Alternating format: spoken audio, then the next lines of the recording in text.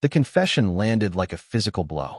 Sarah, my wife of 23 years, sat across from me in our living room, the late afternoon sun casting long shadows across the familiar space. At 50, you don't expect your world to shatter so completely, so suddenly. But there it was, a 2-year affair with a younger colleague, Mark. She delivered the news with a strange mix of remorse and a misguided sense of liberation, as if unburdening herself also freed her from the life we had built together. Our kids, Emily, 22, Ben, 19, and Chloe, just shy of 18, were thankfully not home. Emily was working out of state, Ben at university, and Chloe was at a friend's.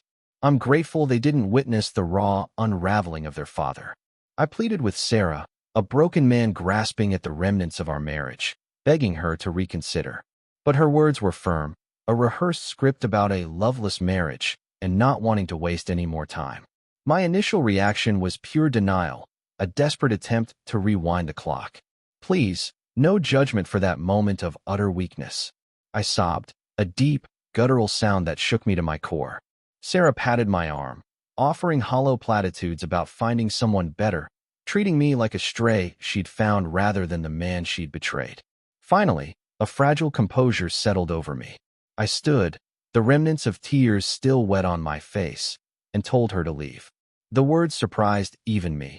This sudden shift from supplication to dismissal. If she had anything to say, she didn't voice it. She packed a small duffel bag, a premonition of this moment chillingly evident, and with a brief, awkward side hug that I couldn't bring myself to reciprocate, she was gone.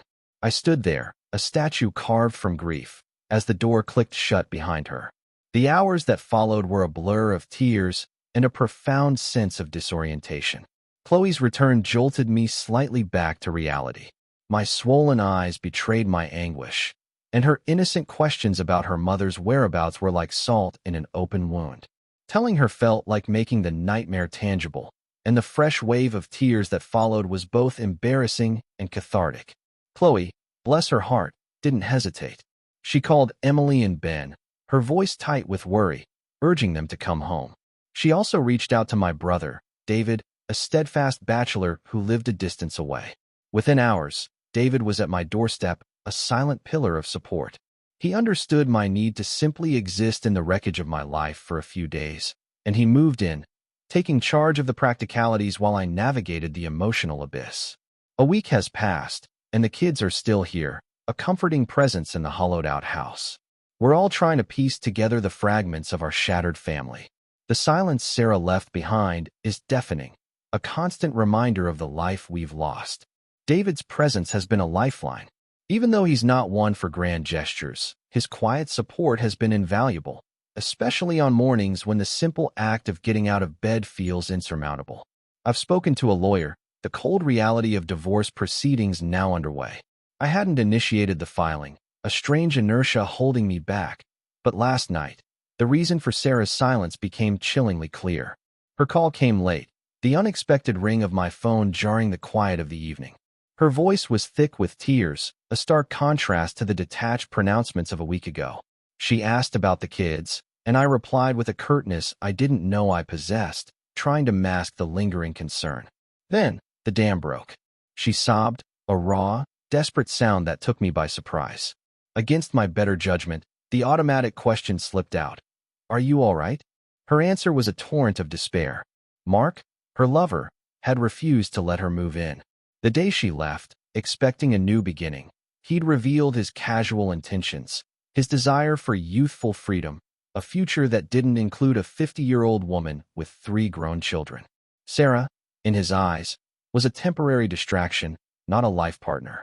The realization of her monumental blunder hung heavy in the air. She was alone, rejected, her children refusing to speak to her, their numbers blocked. She'd been living in a hotel, too afraid to face me, until desperation finally drove her to call, to ask if I would take her back, give her another chance. The audacity of the request stole my breath. The last vestiges of concern evaporated, replaced by a cold, hard anger that should have surfaced long ago. There are no second chances, Sarah, I stated flatly, the words devoid of emotion. You didn't give me one. And frankly, you deserve this. I hung up, the The finality of the action a small measure of satisfaction. I turned off my phone, seeking the oblivion of sleep. The gall of it. After tearing apart our lives, she expected me to simply welcome her back, to fix everything as I always had. Our marriage had its share of turbulence, but I was always the one to smooth things over, often without so much as an apology from her. This, however, was beyond repair, beyond forgiveness. For the first time, I saw the imbalance in our relationship, the way I had loved her more than she ever loved me. That ended now. The house is mine, a fact I clung to as a small piece of solid ground in this shifting landscape. Legally, she has no claim here, yet the text that flooded my phone the next morning painted me as the villain. Selfish, unthinking of her needs. The irony was staggering. She even accused me of turning the kids against her, a blatant lie, as I hadn't spoken to them about the affair until after her confession. It's infuriating. The sheer audacity of her victimhood after the devastation she wrought, crawling back only when her impulsive choices backfired. Am I being cruel in refusing her? Maybe the anger still clouds my judgment, but it feels like self-preservation. Update 1. The outpouring of support from strangers has been unexpectedly grounding. The validation that I wasn't crazy, that Sarah's gaslighting was real, has been immense. For a while, her pleas had me doubting myself, but the collective wisdom of those who responded has strengthened my resolve. There will be no reconciliation. The past few days have been a barrage of texts, apologies, guilt trips, attempts to manipulate. She claims she made a huge mistake, promising to make it up to me. The disconnect between her words and the enormity of her actions is staggering. I doubt she'll ever truly understand the depth of the betrayal. Emily and Ben have returned to their lives, their presence a temporary balm. Chloe remains, her quiet check-ins a comfort. I've encouraged her to embrace her final months at home before college, not wanting my pain to overshadow her joy. David is still here, his steadfast support a silent anchor in the storm. The practicalities of Sarah's absence are a constant, if petty, reminder. She handled the laundry and cooking, tasks now divided between David and me. It's a small thing, but the shift in routine underscores the profound change in our lives. David, despite his lack of overt emotionality, has been a rock, allowing me moments of release I desperately needed. Legally, things are moving forward. My lawyer and I filed for divorce yesterday. It became clear that Sarah, with nowhere else to go, wouldn't initiate the proceedings. The battle ahead feels daunting, but knowing I did everything I could to preserve our marriage offers a small measure of solace. This isn't my failure, it's hers. And for that, I don't need to carry the weight of guilt. I'm grateful my children are adults, spared the trauma of a custody dispute. Update 2. Sarah was served today, and her reaction, judging by the vitriolic texts, was explosive. I haven't blocked her, a weakness I'll address soon, but the messages are a torrent of blame and bitterness. I've ruined her life for denying her a little bit of fun to escape our boring, monotonous life. My age, my appearance, nothing is spared. Yes, I'm almost 50. My hairline is receding, and the gym visits have become less frequent. I'm aging, a natural consequence of living and raising 3 children. I'm not unhealthy, but I'm not the man I was in my 20s. If she expected eternal youth, that's her delusion, not my failing. Of course, Mark was younger, more physically appealing. But that's where commitment comes in. Her inability to control her impulses, her flinging herself at the first attractive distraction, is not my responsibility.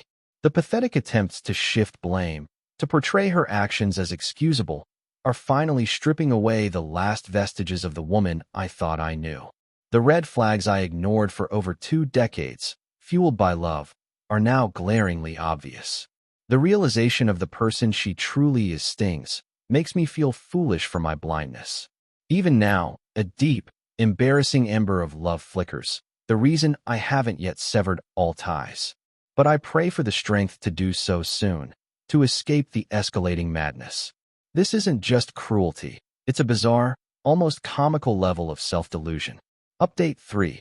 Irony, it seems, has a wicked sense of humor. My daughter Emily informed me that Sarah is now embroiled in online drama with Mark. Apparently, Sarah's public rant about being strung along for 2 years and then dumped has been met with comments from other female colleagues, revealing Mark as the office Lothario. It was foolish of Sarah to dismantle her life without even gauging Mark's intentions. While I'm no advocate for infidelity, a modicum of foresight might have saved her this public humiliation. Karma, I never truly believed in you. But this is a masterclass. Emily and I have blocked Sarah, but news travels. A cousin, still connected to Sarah on social media, provided the details. We haven't formally announced our separation to the extended family, but Sarah's online meltdown has likely done the job for us. I'm taking a moment to savor this unexpected turn of events, a grim satisfaction washing over me. Mark, the architect of so much pain, deserves a perverse sort of applause for his multi-year office charade. My initial hatred is softening into a strange, sort of detached amusement. This is the perfect, albeit painful, illustration of the consequences of reckless choices. Soon enough, I'll be free of this entire mess. The divorce can't come soon enough. Update 4. A little over a month has passed. We're in the settlement negotiation phase. The most remarkable thing is the complete absence of feeling I now have for Sarah. Her attempts at smiles and post-meeting conversations are met with a polite, distant indifference. She's living with a friend and has been fired from her job. Alimony seems unlikely, given her very public confession of infidelity on Facebook. Her delusional belief in a future with Mark has inadvertently provided all the evidence I need. The kids remain estranged, a united front of silent disapproval. We operate as if she no longer exists, an unhealthy coping mechanism perhaps, but necessary for now. The wounds are still too fresh for emotional dissection. I'm significantly better than I was in the immediate aftermath. Time, as they say, is a healer. Therapy is on the horizon, a step towards fully processing everything once the divorce is finalized. Eventually, I hope to find a lasting peace amidst the wreckage.